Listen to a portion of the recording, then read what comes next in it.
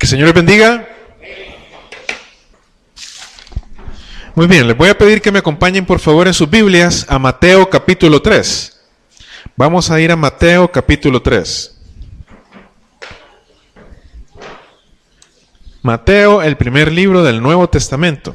Cuando lo encuentren puede ponerse de pie por favor. Mateo capítulo 3. Vamos a leer los versículos del 13 al 17. El bautismo de Jesús. Muy bien, Mateo capítulo 3, versículos del 13 al 17. Dice así la palabra del Señor. Entonces Jesús vino de Galilea a Juan, al Jordán, para ser bautizado por él. Mas Juan se le oponía diciendo, yo necesito ser bautizado por ti, ¿y tú vienes a mí? Pero Jesús le respondió, deja ahora, porque así conviene que cumplamos toda justicia. Entonces le dejó. Y Jesús, después que fue bautizado, subió luego del agua, y aquí los cielos le fueron abiertos, y vio al Espíritu de Dios que descendía como paloma y venía sobre él. Y hubo una voz en de los cielos que decía, este es mi Hijo amado, en quien tengo complacencia. Oremos. Señor, te damos gracias por esta palabra que hemos leído. Gracias, Señor, porque tenemos acceso a ella. En cualquier momento, Señor, en cualquier lugar podemos abrir la Biblia, Señor, o sacar un teléfono, o abrir la computadora, y podemos tener tu palabra escrita para nosotros, Señor, y escuchar y recibir ese mensaje. Te agradecemos por ese privilegio, Señor, que pocas personas en la historia han tenido y ahora en nuestra generación lo podemos tener. Te damos gracias, Señor, por el día de vida que nos has dado. Gracias porque nos has dado un día bonito, Señor, agradable, fresco. Gracias porque podemos estar aquí en tu casa, adorándote y bendiciéndote, Señor, iniciando nuestra semana en tu presencia. Gracias, Señor, por lo bueno que eres con nosotros, y gracias por haber enviado a tu Hijo Jesús. En el nombre de Jesús, amén. Pueden tomar asiento. Vale, muy bien. Quiero ver, vamos a iniciar rápidamente con una pequeña ilustración. Para esa pequeña ilustración necesito aquí 3 jóvenes voluntarios que vengan. A ver, voluntariamente ahí, Gerardo. Vale, Jorge. Vale, véngase, teacher. Vamos a hacer... Pásele. No se considera joven ya. ¿Cómo no, hombre? Vamos a hacer lo siguiente, vamos a hacer una carrera. Pero para hacerlo interesante, vamos a poner un premio para la carrera. $20, ahí está. Al contar 3. 1, 2, 3. Vale, pasen a sentarse, muchas gracias. Ya me había emocionado, pasen a sentarse. Fíjense que muchas veces, si era una ilustración, les dije, me enganchó. Pues sí, pero hoy ya tengo la atención de todos, ¿ve? Muchas veces en la vida andamos pegando carrera. ¿Quién se siente a veces que su día es una carrera tras otra? Que su semana es un día tras otro, así, vamos en la gran carrera, pero nunca se ha sentado a pensar, ¿para dónde? ¿Para dónde va tanta carrera que usted está haciendo? ¿Hacia dónde lo lleva? ¿Cuál es la meta? Porque parece que cada día, sí, o sea, nos ponemos las pilas y le damos con todo, pero y revisemos el último año, ¿qué tanto he avanzado? ¿En qué dirección? ¿Ha habido algún cambio? Los muchachos cuando están en el colegio es un poco más fácil, ¿verdad? Porque en el colegio terminaron 9º grado, ¿qué les toca? Comenzar el bachillerato. Terminaron el primer año, hacen el segundo. Y hoy los que hicieron la paz esta semana, ¿quiénes hicieron paz esta semana? Ahí está. ¿Y el otro año? Pero ya llega un momento en que los grados se acaban, ¿verdad? Se acaban los grados, se acaba el segundo año o el tercer año, los que están sacando el técnico, y ahí sí les toca. ¿Y ahora qué hago? ¿Estudio? ¿Trabajo? ¿A dónde estudio? ¿O saco un técnico? Y ya comienzan. Y ya después comienzan a pasar los años y revisemos los años, porque o sea, los primeros 10, 11, 12 años de vida, hasta los 18 quizá, ya nos van marcando qué es lo que tenemos que hacer. Pero de ahí para acá, ¿en qué dirección vamos corriendo? ¿Qué logros hemos tenido? Nos hemos trazado metas. que sentimos que de verdad nuestro esfuerzo, nuestra dedicación, nuestro trabajo nos está haciendo avanzar hacia algo que vale la pena. O el título de bachiller fue la última gran meta. Veamos la vida del Señor Jesús. Vamos a comenzar una nueva serie de estudios. Hemos estado por los últimos meses viendo cómo en el Antiguo Testamento han habido personas que fueron modelos o anuncios o tipos de la vida de Cristo. Personas que con su vida, con sus hechos, con las situaciones que vivían, anunciaban desde el Antiguo Testamento que Jesús iba a venir. Ahora vamos a comenzar a estudiar cómo la vida de nuestro Señor Jesucristo debe de ser un modelo para nosotros. Ya vimos cómo otras personas fueron un modelo de la vida de Jesús. Ahora vamos a ver cómo la vida de Jesús es un modelo para nosotros. Cuando Jesús comenzó su ministerio, Él comenzó en este capítulo prácticamente. Aquí es donde Jesús comienza su ministerio. Antes de esto, Él ya había hecho otras cosas. Por ejemplo, cuando Él tenía 12 años, había ido al templo y se había ido a sentar a platicar con los maestros. ¿Recuerdan eso? Cuando se les perdió al papá y a la mamá, todo eso. Había pequeñas porciones, pero el arranque del ministerio de Jesús es este. Mateo capítulo 3, versículo 13. Entonces vino de Galilea a Juan al Jordán para ser bautizado por él. Jesús salió de su casa, de su hogar, del pueblo donde se había criado, al Jordán para ser bautizado por él. Jesús estaba arrancando su ministerio. Ahora yo le pregunto, ¿considera usted que Jesús estaba, bueno, yo me voy a ir a bautizar porque todos me dicen que me tengo que bautizar? Yo voy a terminar el bachillerato porque así me dicen todos, pero ahí voy a ver qué hago después. ¿O será que Jesús ya sabía muy bien cuál era el propósito de su vida aquí en la tierra?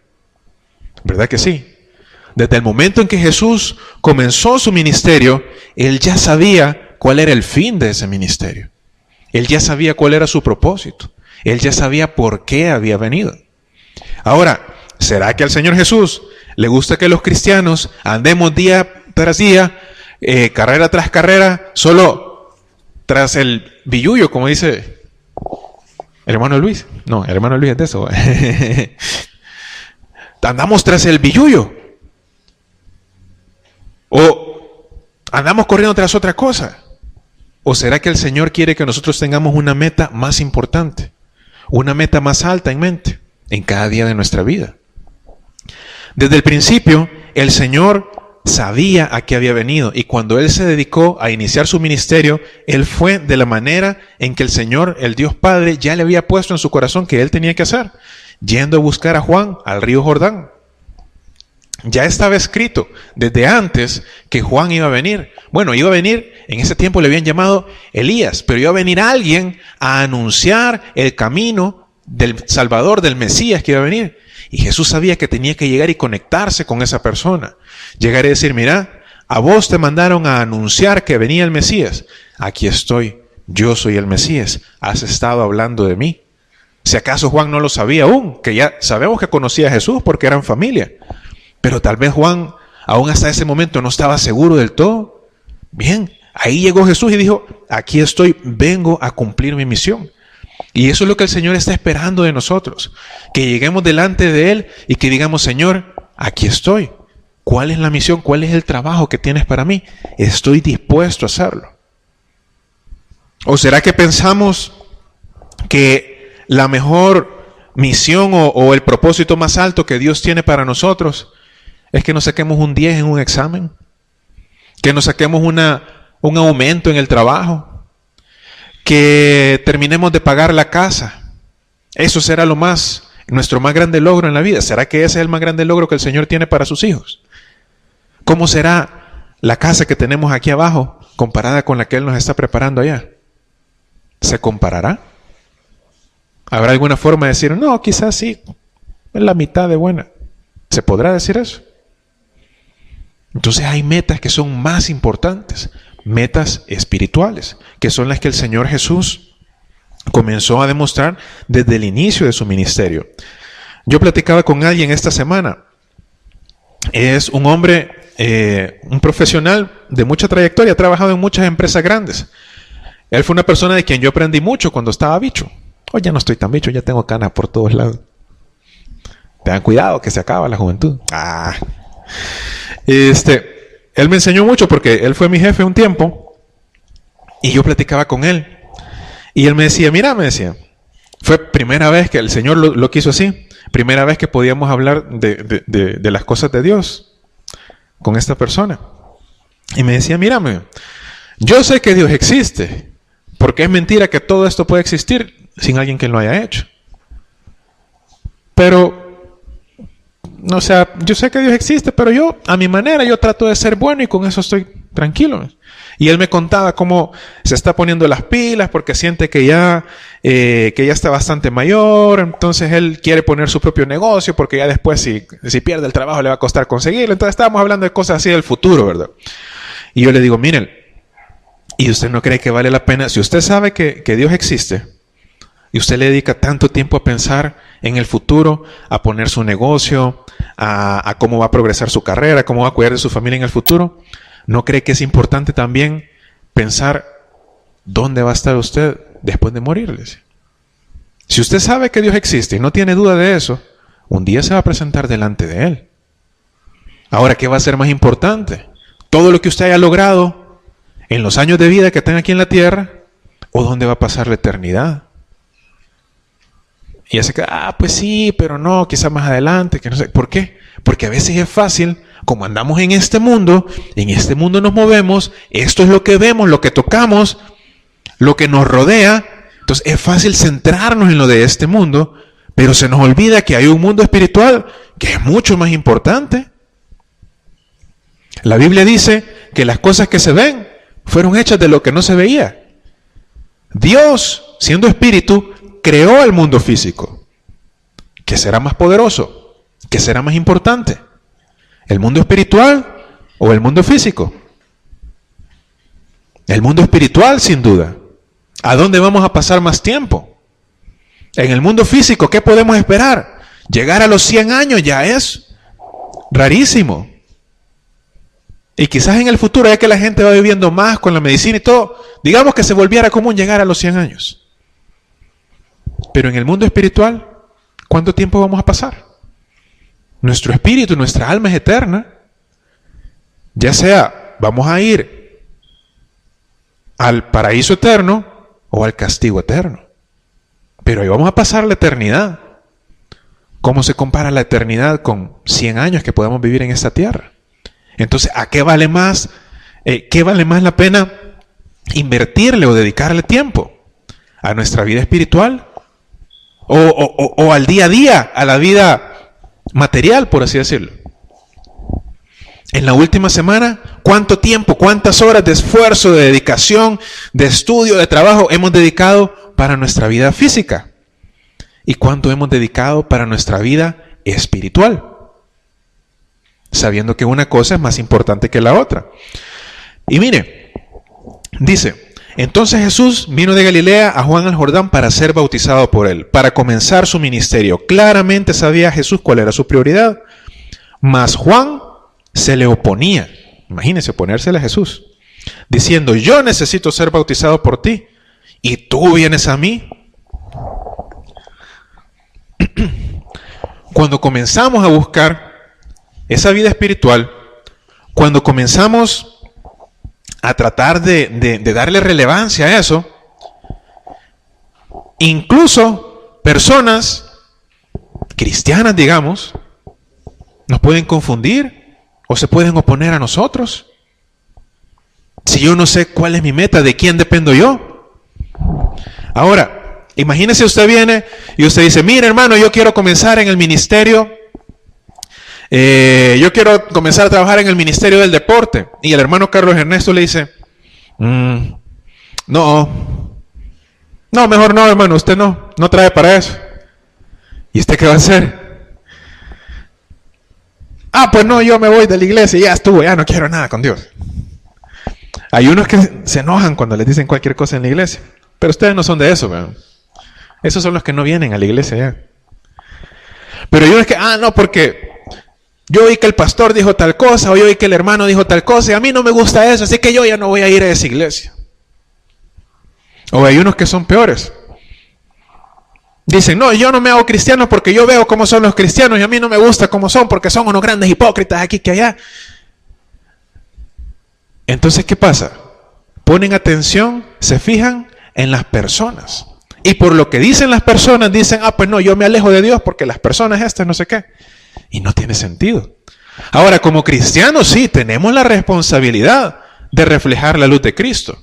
Y cada cristiano va a ser responsable delante de Dios. Y dice el Señor que Él va a demandar la sangre de las personas que nosotros hayamos apartado.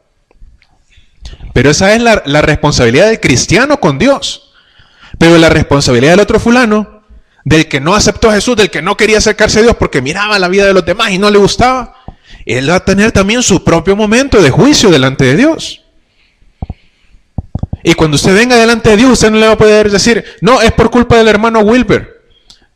Yo lo vi a él como era, que en la iglesia era una cosa, pero ya de la puerta para afuera era otra. Por eso solo se queda ahí cabal al ras. Y usted no va a poder llegar a decirle, no, Señor, yo no me involucré en la iglesia, yo no servía en ningún ministerio, yo no daba testimonio, yo no predicaba, yo no compartía, porque yo miraba cómo eran esos hermanos. Esos hermanos van a tener que dar cuentas a Dios. De las cosas de ellos. Usted va a tener que dar cuentas a Dios de las cosas suyas. Imagínese, usted viene y dice, Pastor Davis, yo quiero que me bauticen en la próxima tanda. Y viene el profe y le dice, no, usted no. A Jesús, Juan el Bautista le dijo que no. ¿Pero qué le dijo Jesús? Yo sé a lo que he venido. Jesús sabía a qué había venido. Jesús le dijo, miren, pero Jesús le respondió, deja ahora, porque así conviene que cumplamos toda justicia. Entonces le dejó. Jesús sabía cuál era su propósito. Jesús sabía que había venido. Jesús sabía que ese era un paso necesario. Y le dijo a Juan, mira, yo sé que con buena razón vos me estás diciendo eso, que tú querés ser bautizado por mí. Y está bien. Pero Dios me ha dado un plan para mi vida y yo lo quiero seguir. Mi Padre me ha instruido qué es lo que yo tengo que hacer y lo quiero seguir. Entonces usted, cuando esté tratando de decidir qué es lo que voy a hacer, hacia dónde me voy a dirigir, cuáles deben de ser esas metas importantes en mi vida, no se tiene que centrar, sí tiene que escuchar consejos. La Biblia dice que en la multitud de consejos está la sabiduría. Pero al final la decisión que usted tome, usted le va a rendir cuenta delante de Dios. ¿Cómo voy a servir a Dios? ¿Cómo voy a usar los talentos que Dios me ha dado? ¿Voy a estudiar? Sí, porque mientras más estudie, más me prepare, más le puedo servir a Dios. A Dios le sirve más una silla que un pedazo de palo. ¿Sí? Mientras más me prepare, mientras más filo me saque, más me puede usar Dios. Y está bien. Pero tengo que tener en cuenta que todo lo que yo logre, que todo lo que yo haga, tiene que ir orientado a cumplir lo que Dios espera de mí, porque para Él debo de vivir. Y cuando llegue el momento de tomar esas decisiones de cómo voy a servir a Dios, cómo le voy a entregar mi vida, qué cosas voy a hacer por Dios, qué cosas de mi propia vida voy a sacrificar para poder estar con Dios, para poder servirle a Él bien, lo voy a hacer. Pues bien, yo voy a tomar consejos, sí, pero la decisión, yo le voy a rendir cuentas a Dios. Cuando el Señor me diga, mira, ¿y por qué no hablaste con tal persona? ¿Por qué no le dijiste lo que yo he hecho en tu vida? No va a ser, Señor, es que a mí los hermanos no me dijeron que yo ya podía predicar. No. Tiene el Espíritu Santo de Dios en su vida. Amén. Entonces, ¿quién es el que me va a ir guiando por el camino? ¿Yo me voy a encontrar dificultades? Sí. ¿Me voy a encontrar personas que se van a oponer a mí? Sí. ¿Voy a encontrar estorbos dentro y fuera de la iglesia? Personas a veces bien intencionadas. Personas malintencionadas. ¿Será que el diablo se infiltra en las iglesias? ¿Qué cree usted? Claro que sí. ¿Será que el diablo se ha infiltrado en esta iglesia? ¿Usted qué piensa? El diablo se infiltra en todas las iglesias. ¿Saben cuáles se infiltra especialmente?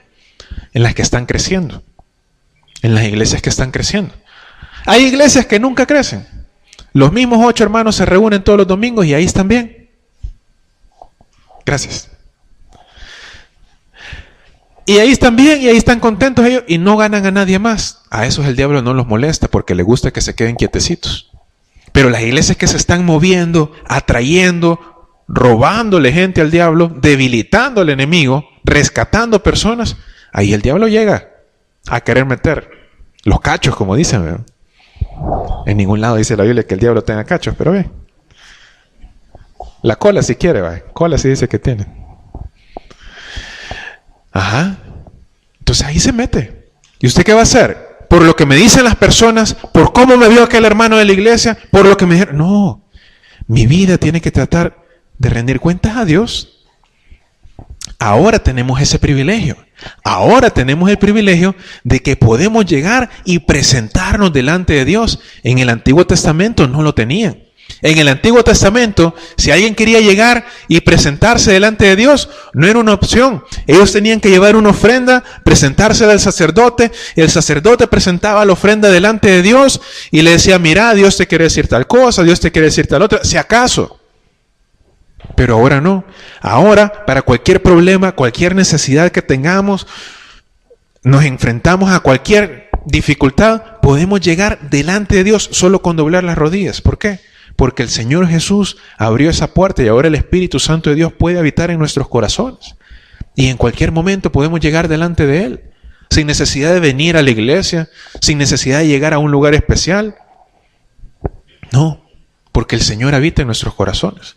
Entonces tenemos lo necesario para tomar la decisión correcta. Gracias, hermano. Y aquí adelante hace más calor. Dice, versículo 16. Y Jesús, después que fue bautizado, subió luego del agua, y aquí los cielos le fueron abiertos, y vio al Espíritu de Dios que descendía como paloma y venía sobre él. Y hubo una voz de los cielos que decía, este es mi Hijo amado, en quien tengo complacencia. La semana pasada hablábamos acerca de Nehemías. Y se acuerdan que la meta de Nehemías era construir el muro de Jerusalén, ¿verdad? Y se enfrentó a muchas dificultades. Se enfrentó, no le salieron hasta falsos profetas. Personas que decían que eran maestros, pastores, profetas de Dios, diciéndole, no, Nehemías, yo creo que vos tenés que dejar el muro, andate al templo de Dios y ahí escondete, espérate que pase toda la tormenta porque te quieren matar. Con personas cristianas, supuestamente, se enfrentó a Nehemías, que le estaban dando un consejo malo. Pero Nehemías, aparte de escuchar el consejo, ¿a quién recurría? A Dios. Y recurriendo a Dios, confiando en Él, aprendiendo a escuchar, a leer la palabra, a de verdad distinguir la voz de Dios de la voz de otros, fue como Nehemías logró terminar el muro. Y leíamos la semana pasada Nehemías capítulo 6, que cuando lograron terminar el muro, todos se alegraron y los enemigos fueron puestos en vergüenza. Mire, cuando Jesús inició su ministerio, nosotros no conocemos los problemas personales que él tenía.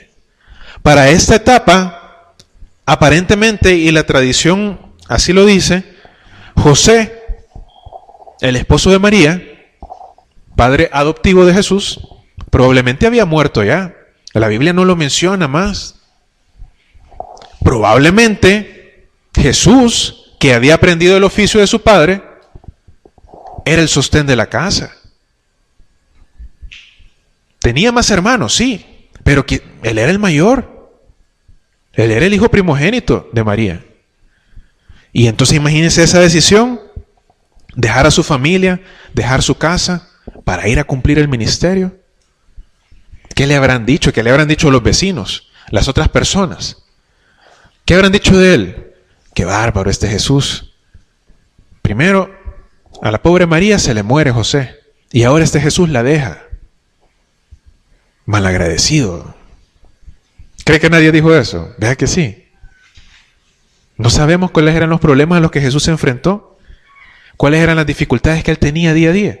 Y sin embargo, él fue y él sabía que Dios le había hecho una promesa, que él venía con un propósito, que él debía apegarse al plan de Dios, no al plan que humanamente él podría haber sentido. Entonces, cuando nosotros estamos en esa carrera que sentimos que estamos día tras día, que corro, pero no avanzo, ni siquiera me he puesto a pensar para dónde, ¿qué tengo que hacer yo? preguntarle a Dios, Señor, ¿qué es lo que tú quieres de mí? ¿Qué es lo que tú esperas de mí? ¿Cómo te puedo servir mejor? ¿Qué puedo estudiar para hacerte más útil? ¿Qué trabajo puedo elegir o qué trabajo me puedes mandar para que ahí pueda ser yo una luz? Para que lo que yo aprenda, para que mi experiencia, los contactos que yo logre tener puedan servir para expandir tu reino. ¿Qué puedo hacer yo desde mi casa con las personas que están cerca de mí? ¿Cómo puedo ministrar a mi familia para que podamos todos ir avanzando en esa misma dirección? Y cuando ponemos a Dios por sobre todas las cosas, logramos el éxito. Jesús comenzó su ministerio, comenzó su vida pública, como se le conoce, sometiéndose a la voluntad de Dios. Y vemos claramente el respaldo de Dios en la vida de Jesús. Fue bautizado y cuando subió del agua, los cielos fueron abiertos. Vio al Espíritu de Dios que descendía como paloma y venía sobre él, y hubo una voz de los cielos que decía, este es mi Hijo amado, en quien tengo complacencia. En ese momento, es uno de los momentos que vemos en la Biblia donde se manifiestan las tres personas de Dios. Dios es uno solo, pero se manifiesta de tres maneras: Padre, Hijo y Espíritu Santo. Cuando Jesús comenzó su ministerio, el Hijo se rindió a la voluntad del Padre, demostró su humildad siendo bautizado por un hombre. El Espíritu Santo descendió sobre él para simbolizar la unción de Dios que se estaba desatando, y el Padre habló desde los cielos y dijo, este es mi Hijo amado, en quien tengo complacencia. Dios completo se manifestó en ese momento, porque Jesús, a pesar de su lado humano, tomó la decisión y dijo, lo voy a hacer. Vine para este ministerio. Él sabía que su fin era la cruz, pero sabía por qué lo estaba haciendo. A veces, el camino por el que Dios nos lleva no es el más placentero, no es el más fácil. ¿Se acuerdan del profeta Jonás? Hace aproximadamente un mes hablábamos de Jonás. A Jonás Dios le dijo, mira, tenés que ir a Nínive, aquella gran ciudad, y tenés que predicar y decirles que los voy a destruir si no se arrepienten. ¿Y Jonás qué hizo? Se fue en la dirección contraria, ¿verdad? Y cuando se fue en la dirección contraria, todo le comenzó a ir mal. Terminó de comida para chimbolos, ¿verdad? Pero aún estando ahí, el Señor lo escuchó cuando él de corazón oró y le pidió que lo perdonara con arrepentimiento en su corazón. Y el Señor lo sacó desde el estómago del pez y lo mandó a predicar a Nínive. Y cuando llegó a Nínive no llegó de muy buen humor. Solo decía, de aquí a 40 días Nínive será destruido. De aquí a 40 días Nínive será destruido. Ese era el sermón. Imagínense si viniera yo a predicar aquí. De aquí a 40 años Santa Tecla será destruido. De aquí a 40 años Santa Tecla será destruido. Ese era todo el sermón. Todavía los pongo a hacer carreras y unos que se duermen, ¿va a creer? Solo eso decía Jonás. Pero ¿qué pasó? Él cumplió lo que Dios le dijo y al final la ciudad fue salvada. Y Jonás está en la Biblia. Aprendemos de él. ¿Usted cree que si Jonás hubiera quedado ahí adentro del chimbolo, hubiera podido escribir su libro? ¿Sería parte de la Biblia? No. Leemos el libro de Jonás porque se arrepintió y salió de ahí y logró su meta. Hacía un poquito de la fuerza, pero lo logró. ¿Por qué? Porque decidió confiar en Dios. Decidió confiar en Dios a pesar de la dificultad. Ahora, esto es lo importante. Jesús sabía bien claramente por qué, o sea, decir, porque era el Hijo de Dios, cuál era la voluntad de su Padre. Y es cierto, Jesús tenía una relación con su Padre como nadie más la va a tener.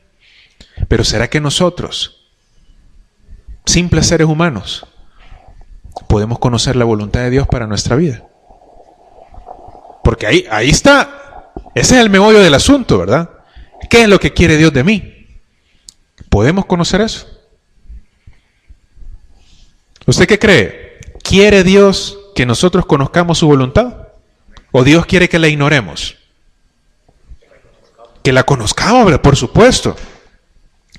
Dios quiere que conozcamos su voluntad. Ahora ya puede uno ir a al Walmart o algunos almacenes y le venden a comprar un mueble y le venden el mueble en una cajita así pacha, desarmada. ¿Verdad que sí? Y uno llega a la casa y saca todo y vienen un montón de tornillos diferentes, un montón de pedazos de madera de diferentes tamaños, unos hierros que uno los mira y dice, bueno, a saber qué onda, ¿verdad? ¿Y qué pasa si yo me siento y comienzo a armarlo como que son legos, a como queda, sin ver las instrucciones? ¿Ya lo han intentado? A veces los juguetes de los niños también vienen así, ¿verdad? En Navidad abriendo los juguetes y ¡ay! Viene desarmado. Papi, ayúdame. Y ahí está el papá rascándose la cabeza. Y en chino vienen las instrucciones, ¿verdad? Porque es hecho en chino. No, pero si las instrucciones vienen, a veces hasta con dibujitos y todo. Y agarramos las instrucciones y dice, agarra el tornillo 1 en el hoyito A. Y comienza, y agarra la llave no sé qué. Y ahí viene hasta una llavecita así chiquita con todas las herramientas y todo. Uno termina y lo arma y lo mira y dice, ya puedo, ¿ah? Y mira, a veces el que puede no es uno, sino que el que diseñó el mueble, que lo hizo de tal manera que se pudiera desarmar, armar, le mandan todas las piezas, vienen en una caja pequeña. Y ahí está. El Señor nos ha dado las instrucciones para nuestra vida en su palabra. Y Él quiere revelar las instrucciones para nosotros. Cuando logremos algo, tampoco nos tenemos que poner a decir, de plano que Dios. Si el que nos hizo es Él. Y lo que somos es por Él. Y debe de ser para Él también. Entonces, mientras recordemos eso y hagamos las cosas de verdad con la intención de agradar a Dios, Dios nos va a revelar lo que Él quiere para nosotros. ¿A dónde encontramos la voluntad de Dios? ¿En su palabra? Ahí está el manual de instrucciones, ¿sí o no? Mire, a veces uno afligido, preocupado por un problema, que tiene problemas financieros, que tiene problemas con la familia, que tiene problemas en el trabajo, y si abre la Biblia, a veces no ha leído ni un capítulo entero y salta un versículo que le habla y uno dice, de verdad, Señor, gracias. ¿Ya le ha pasado? Ese es Dios hablándonos, revelándonos su voluntad. Y podemos llegar a hacer cosas grandes, buscando la voluntad de Dios. Hay un hombre, yo se los he comentado, el fundador de Visión Mundial, una organización donde yo tuve la oportunidad de trabajar. Se llama Bob Pierce, se llamaba Bob Pierce, quiero ver. Se llama. Entonces, él fue a China, después de la época de la guerra de Vietnam y todo eso. O a Corea fue, ¿verdad? A Corea. Y allá vio una señora que tenía una niña y ya no le alcanzaba para cuidar. O sea, tenía tantos niños que ya no le alcanzaba y le decía, ¿qué va a hacer con esta niña? Le dijo Bob. No sé, le dijo, no sé qué voy a hacer con esta niña porque ya no me alcanza para cuidarla. Aquí hay $5. Él sí se lo dio. Yo le prometo que le voy a estar mandando $5 todos los meses. Y después se dio cuenta de cuántos niños estaban en sufrimiento por la escasez que se había generado por toda la guerra. Y regresó a Estados Unidos y en las iglesias, él era cinematógrafo, entonces él le mostró a las iglesias películas que él había hecho de cómo les tocaba vivir a los niños y a los padres en este país que había sido tan devastado por la guerra. Y las iglesias comenzaron a decir, está bien, vamos a aportar, vamos a donar. Y comenzó eso de que cada persona podía patrocinar a un niño. Y ahora es un ministerio gigante que tienen, ya no me acuerdo ni cuántos niños son. Solo aquí en El Salvador son más de 50,000 niños que están siendo patrocinados por Visión Mundial. Y alrededor del mundo creo que son más de 800,000, creo que son más, no recuerdo exactamente. Pero el punto es que la oración de Bob Pierce, cuando comenzó todo esto, había sido pastor. La oración de él para Dios era, Señor, que mi corazón se quebrante con las cosas que quebrantan tu corazón. Que mi corazón me duela con las cosas que a ti te duelen. ¿Qué es eso? Buscar la voluntad de Dios. Buscar agradar a Dios. Y el Señor lo llevó a levantar un gran ministerio. Y después de ese levantó otro que se llama la Bolsa del Samaritano. 2 de los ministerios cristianos más grandes del mundo levantados por el mismo hombre. ¿Por qué? Porque él quería agradar a Dios. Eso es lo que él espera de nosotros. El Señor no espera que nosotros hagamos milagros. Él quiere hacer milagros a través de nosotros. El poder lo tiene Él. ¿Qué es lo que espera? Que cuando nos preparemos para correr, le preguntemos, Señor, ¿para dónde? y Él nos va a llevar a la meta. ¿Sí? No ir corriendo un día para acá, otro día para allá, otro día para allá, y cuando se da cuenta, no ha avanzado en la vida. Dígale, Señor, ¿para dónde corro? Y el Señor lo va a llevar a una buena meta. Amén. Y hubo una voz de los cielos que decía, este es mi Hijo amado, en quien tengo complacencia. Imagínense qué bonito va a ser cuando lleguemos y nos presentemos delante de Dios, y Dios nos vea que venimos entrando, y diga, este es mi Hijo amado, esta es mi hija amada. Yo me siento complacido con Él, yo me siento complacido con ella. Qué bonito va a ser, ¿verdad? Tenemos la oportunidad de hacerlo, buscando agradar a Dios en nuestras vidas. Oremos. Señor Dios, te damos gracias por la vida de Jesucristo. Gracias, Señor, porque lo enviaste aquí a la tierra, no solo a morir por nosotros, sino a enseñarnos cómo vivir para ti también. Gracias, Señor Jesús, porque dejaste tu trono de gloria y porque siendo igual a Dios, no te aferraste a eso, sino que lo dejaste todo para venir por nosotros. Gracias, Señor. Gracias porque cada día tus misericordias son nuevas. Y si como Jonás nos hemos equivocado y hemos ido en dirección contraria, tú estás dispuesto a recibirnos y a perdonarnos. Gracias porque, aunque nos enfrentemos a dificultades y a personas que quieran confundirnos, tenemos acceso a ti directamente, Dios. Podemos buscarte, porque tú estás en nuestro corazón también si te hemos recibido. Y si en este momento hay alguien que quiere comenzar a caminar en la dirección correcta, comenzar a correr con Jesucristo, y no solo para donde lo lleva el viento. La Biblia dice que solo hay un camino para llegar al Padre. No hay dos, no hay tres. Solo hay un camino y su nombre es Jesús. Si usted quiere comenzar a caminar por ese camino, levante su mano para que le podamos acompañar en una oración. Una oración no muy diferente de la que hizo Jonás cuando estaba en el estómago del pez. Si usted quiere comenzar a ir en la dirección correcta, Dios le puede decir cuál es la dirección correcta. Levante su mano para que podamos orar por usted. Gracias, Señor, por este privilegio que nos das de ser hijos tuyos. Gracias, Señor, porque eres bueno con nosotros siempre.